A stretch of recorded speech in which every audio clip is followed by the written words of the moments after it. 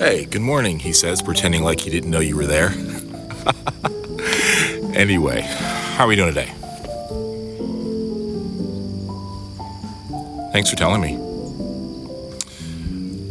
Well, I hope that you are able to, at some point, to get up, to stretch a little bit, to drink some water, take your meds if that applies to you, eat something if you can, and I hope that you remember that you are loved, you matter. I'm so glad you're here with me, and I hope that you have an awesome day.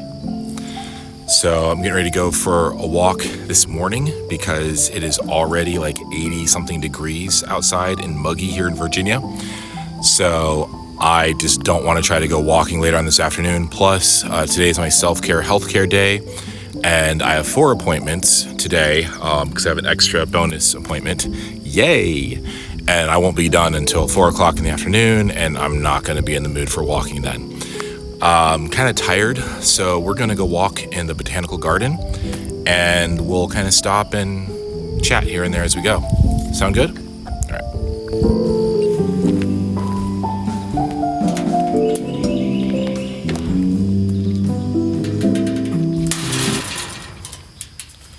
You know how dumb that is? For the sake of some sort of cinematic or vloggy look, like... Yeah, you put the camera down, you walk, and then you come back and get the camera and try to act like that was just like someone was filming you. Obviously, I shattered that illusion.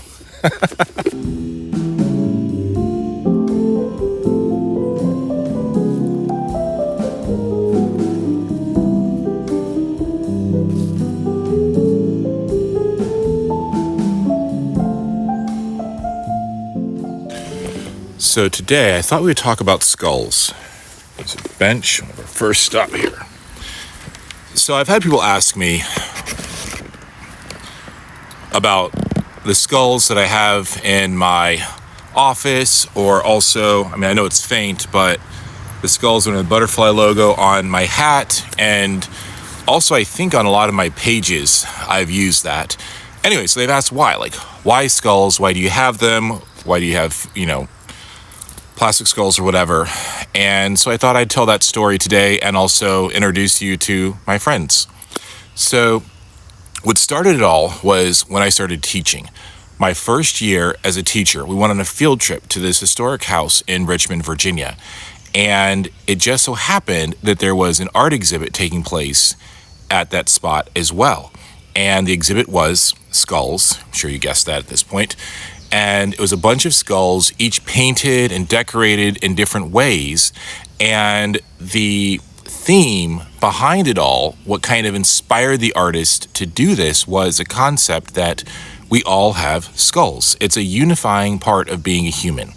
Regardless of your race or gender, religion, political affiliation, whatever soccer or football team you like best, or any other sport, we all have a skull.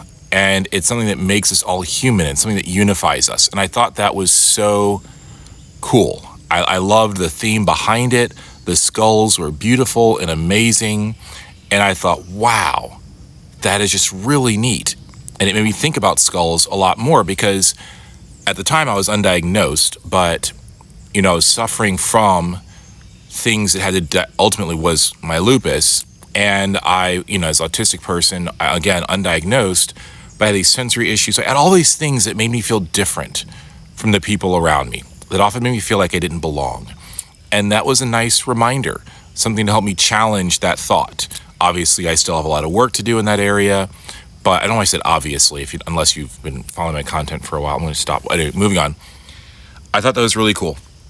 And it made me see skulls in a whole new way, not as a celebration of death, but as a celebration of a common element in our humanity.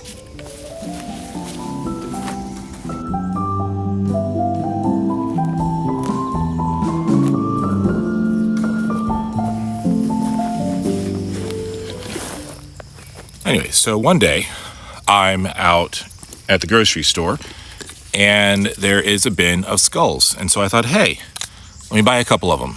And so that's when I bought Bob. So this is Bob.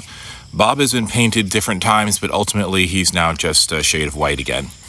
And I called him Bob because whenever I was giving generic stories in the classroom and I couldn't think of a name, I would use Bob or Fred. And so I began calling the skull Bob, and Bob became he became a part of my classroom. The kids would want him to be by their desk or where they're sitting and working.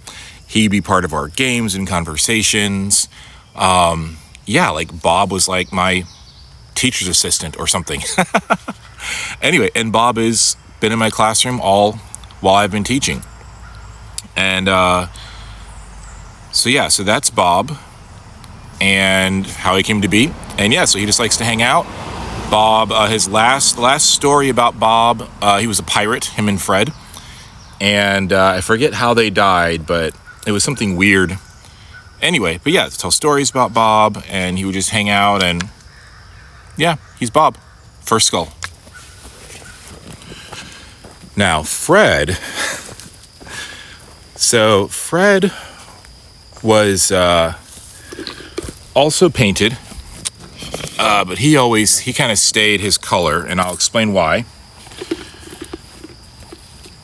There was a student, so one of the things I always loved to do was ask students what they were reading and talk to them about the books that they liked. And I had one student, she was in 7th grade at the time. She graduated this year. Congratulations. So she got me on the book series Lockwood & Company. And Lockwood & Company was a really cool series. It dealt with a paranormal adventure story, and there was a talking skull in a jar. And so I thought, hey, that'd be so cool if I put Bob or Fred inside of a jar. How neat would that be? Well, then that winter for Christmas, a student gave me a jar full of cookies. And so I thought, hey, I'll put Fred in there. So I crammed Fred into the jar, but he ended up getting crammed in there upside down. And I never could turn him right side up. So he's always been upside down. And I thought how funny that was on an accident. And as you can see, the paint got scraped off. I mean, Fred's a mess. Anyway, so that's Fred. And that's why Fred is in a jar upside down. And that's also why on my logo, one skull is right side up and one skull is upside down, because that is Bob and Fred. The two skulls behind the butterfly, it's Bob and Fred. And I think part of the reason also why Bob and Fred are so important to me is because of how important they were to my students, how much they loved them, how much they were a part of our games. And it's this reminder of how my students inspired my creativity as an artist and as a creative. Anyway, so that's Fred and that's Bob.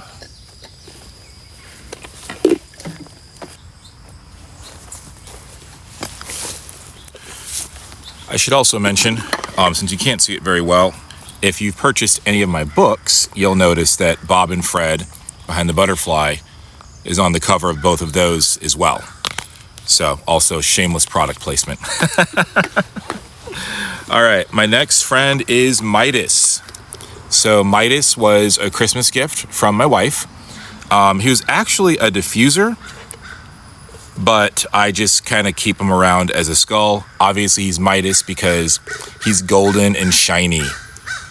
Yes. Anyway, so we love Midas. He sits on my desk at work and reminds me to look on the bright side. I forgot to bring him to show you, but I also made stickers using the butterfly logo. But I used to make stickers a lot. I thought about opening up a shop, but I don't know, the logistics of it overwhelmed me. Anyway.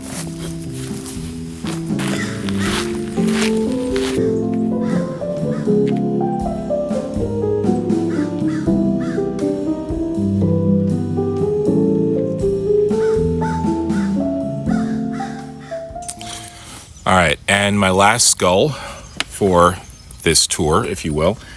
Is it a tour or is it just a series of introductions? I don't know. Anyway, this is Bartholomew. Bartholomew is my snack bowl. And yeah, he likes to watch movies with me and TV shows, and he holds my snacks for me.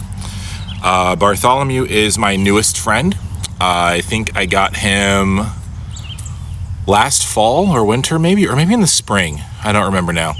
But anyway, but yes, Bartholomew is a part of the family, and we love him very much.